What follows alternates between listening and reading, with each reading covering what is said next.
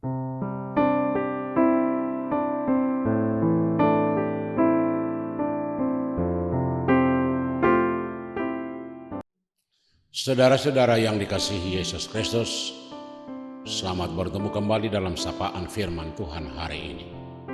Dan biarlah kasih karunia dan damai sejahtera dari Allah Bapa dan dari Yesus Kristus kiranya menyertai saudara-saudara sekalian. Amin.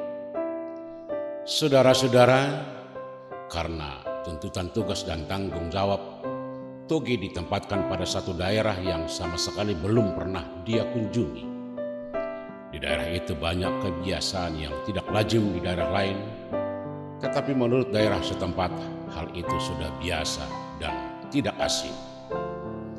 Karena itu Togi sangat bergumul dan was-was bagaimana ini nanti, apa yang saya lakukan dan seperti apa daerah itu.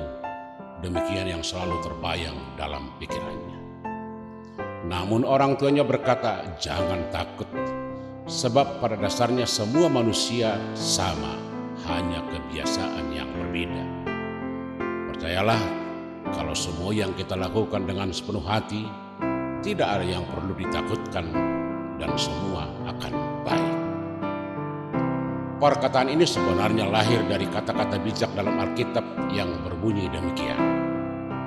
Dalam takut akan Tuhan ada ketentraman yang besar, bahkan ada perlindungan bagi anak-anaknya. Tertulis dalam Amsal 14 ayat 26. Saudara-saudara, kata-kata takut dalam pemakaian sehari-hari itu bersifat negatif karena kata takut menyangkut tidak berani, khawatir, ragu-ragu, dan pada akhirnya akan melumpuhkan semangat, harapan, dan gairah. Namun dalam pemahaman firman Tuhan, kata takut mengandung sifat positif. Sebab pada satu sisi kata takut itu berarti hormat, tunduk, taat, dan pada sisi lain kagum dan terpesona. Takut pada Tuhan bukan berarti khawatir pada Tuhan, tetapi hormat, taat, dan tunduk. Ketika kita hormat dan taat pada Tuhan, itu akan membimbing dan mengarahkan kita kepada apa yang baik dan jalan mana yang benar. Takut berarti apa yang kita lakukan harus selalu diperhadapkan kepada kehendak Tuhan. Kemudian kalau kata takut dimengerti sebagai kagum dan terpesona, itu akan membawa kita untuk melihat semua perbuatan Tuhan yang begitu hebat dan besar. Kita akan melihat bagaimana Tuhan menciptakan seluruh dunia ini menjadi tempat yang penuh anugerah untuk kesejahteraan kita. Saudara-saudara, inilah yang dikatakan oleh renungan hari ini, di mana penulis kitab Amsal belajar dari perjalanan hidup, belajar dari pengalaman orang-orang, belajar dari peristiwa-peristiwa di sekitarnya, dan belajar dari providentia Dei atau pemeliharaan Tuhan. Lalu dia mengambil kesimpulan, takut akan Tuhan ada ketentraman yang besar. Takut akan Tuhan berarti bergantung kepada Tuhan. Karena bergantung kepada Tuhan itu berarti percaya kepada pemeliharaan Tuhan. Pemahaman ini sangat sederhana, karena setiap apa yang dilakukan seseorang akan selalu dilihat dalam kerangka kehendak Tuhan.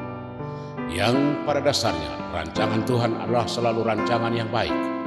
Dengan demikian tindakan dan perbuatan orang percaya yang dilandaskan pada rancangan yang baik, maka hidup akan selalu berbuat baik. Kalau hidup selalu memikirkan dan melakukan yang baik, siapakah yang mau berbuat jahat kepada kita? Karena perbuatan baik akan menghasilkan buah yang baik juga. Itulah yang membuat hidup menjadi tentram, aman, tidak takut, tidak gelisah, dan tidak khawatir. Bukankah orang yang hidup dalam kebaikan akan melihat segala sesuatu dari sudut pandang yang baik? Karena hidupnya diarahkan kepada hal-hal baik. Dengan demikian, orang yang mempunyai hubungan dengannya juga akan melakukan, sebab kebaikan akan bersahabat dengan kebaikan. Inilah yang membuat hidup tentram dan tidak punya musuh, tidak mempunyai lawan, tidak mempunyai rasa takut, dan tidak pernah khawatir. Saudara-saudara, pemahaman inilah yang dimengerti oleh penulis Amsal ini, di mana takut akan Tuhan akan membentuk karakter setiap orang agar selalu takut akan dosa, menjauhi kejahatan dengan melakukan yang baik. Kemudian orang yang takut akan Tuhan tahu bagaimana Tuhan senantiasa memberikan segala yang perlu bagi dirinya dan bagi semua ciptaan.